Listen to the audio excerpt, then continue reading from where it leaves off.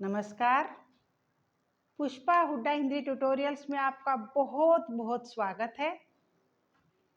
बेटा, आज का जो हमारा टॉपिक है ये है शब्द निर्माण में समास। हमारा पिछली क्लास में हो चुका, आज है उपसर्ग। अब बेटा, उपसर्ग में हमें देखना है उपसर्ग होते क्या हैं। बेटा, जो शब्दांश शब्दों के आरंभ में जुड़कर मूल शब्द के अर्थ में परिवर्तन लाते हैं उन्हें कहते हैं उपसर्ग। अब देखो बेटा, मूल शब्द क्या होता है? ये है मूल शब्द। मूल शब्द क्या हुआ? जैसे रिक्त है, श्याम है ना, उनसे पहले जो हम लगाएंगे उसे कहते हैं मूल शब्द। और परिवर्तन होता है बदलाव लाना, बदलना, परिवर्तन लाना, बदलाव लाना, चेंज लाना, उसे कहते हैं परिवर्तन। और जब शब्दांश, जो शब्दांश शब्दों से पूर्व लगकर या पहले लगकर या आरंभ में लगकर या मूल शब्द से पहले लगकर जो परिवर्तन लाते हैं उसे कहते हैं उपसर्ग। अब उपसर्ग जो होते हैं बेटा, कुछ विद्वानों ने उपसर्ग 3 प्रकार के माने हैं। 3 प्रकार के कैसे? उन्होंने कह दिया संस्कृत के उपसर्ग, हिंदी के उपसर्ग और उर्दू अंग्रेजी, ये दोनों को एक जगह लिया। लेकिन अलग अलग रूप से समझने के लिए हमने इनको 5 भागों में बांट लिया है। अब देखिए, उपसर्ग के प्रकार, विद्वानों ने उपसर्ग के 5 प्रकार माने हैं।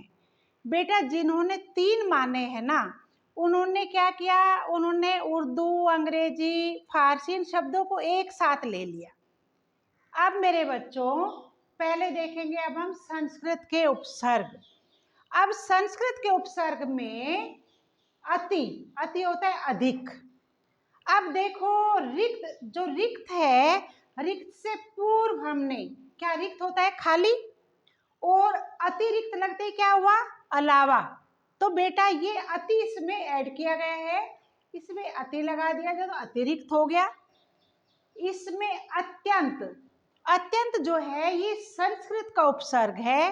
अति जमा अंत, देखो मैं यहां लिख करके दिखाती हूं आपको। अति जमा अंत। बेटा, ये जो अति जमा अंत है ये मिलाकर के बनता है अत्यंत। क्या बनता है ये? अत्यंत। तो ये इसका अत्यंत का अति जमा अंत मिलाकर के बना अत्यंत, क्योंकि ये संस्कृत उपसर्ग है बेटा। इसी तरह से प्रति, प्रति होता है सामने। अब प्रतिदिन, दिन अपने आप में पूर्ण शब्द है, लेकिन अब दिन के सामने प्रति लगते हैं, इससे पहले प्रति लगते हो जाएगा प्रत्येक दिन। ऐसे इसमें प्रतिफल, फल से पहले फल भी पूर्ण है अपने आप में, लेकिन प्रति लगते ही इसमें परिवर्तन आ गया है। इसी तरह से बेटा, प्रत्यक्ष शब्द जो है संस्कृत का उपसर्ग है, तो इसमें आएगा प्रति जमा अक्ष। देखो मैं लिख रही हूं यहां पर, देखो, प्रति जमा अक्ष। तो बेटा ये बन गया प्रत्यक्ष। क्या बन गया ये?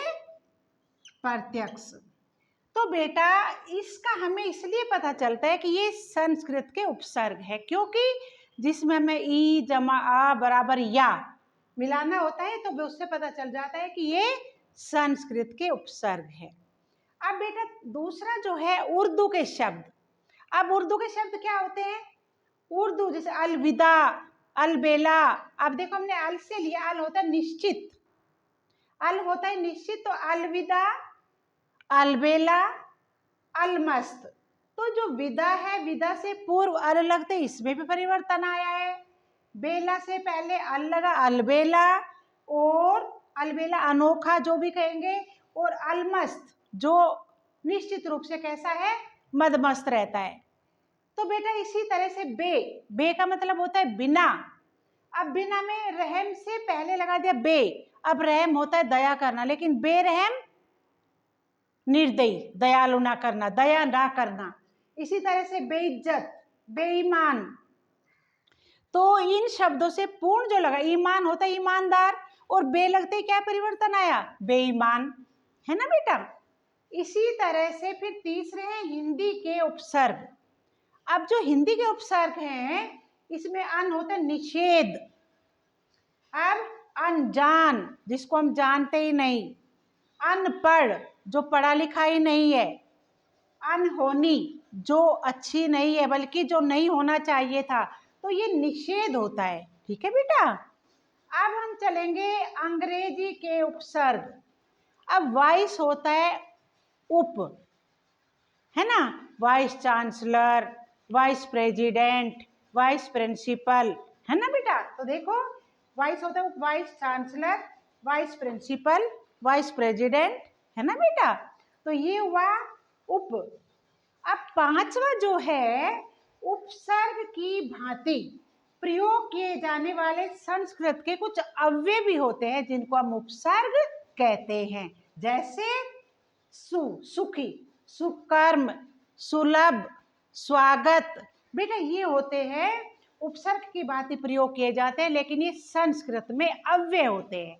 ठीक है बेटा। तो मेरे विचार से अब देखो, कल हमें अगली क्लास में हमें करने हैं प्रत्यय। रिवीजन में फिर इनके क्वेश्चन बनाते रहेंगे एक बार इनमें से। इससे पिछली भी वीडियो बनी है, बड़ी है भी इससे भी। और बेटा इनके बाद हम फिर रिवीजन में कुछ क्वेश्चन बनाते रहेंगे जो आपके कंपटीशन में हमेशा काम आएंगे। तो कल फिर क्लास लेते हैं। तब तक आप मेरे चैनल को सब्सक्राइब कीजिए, वीडियो शेयर कीजिए। आपका बहुत बहुत धन्यवाद।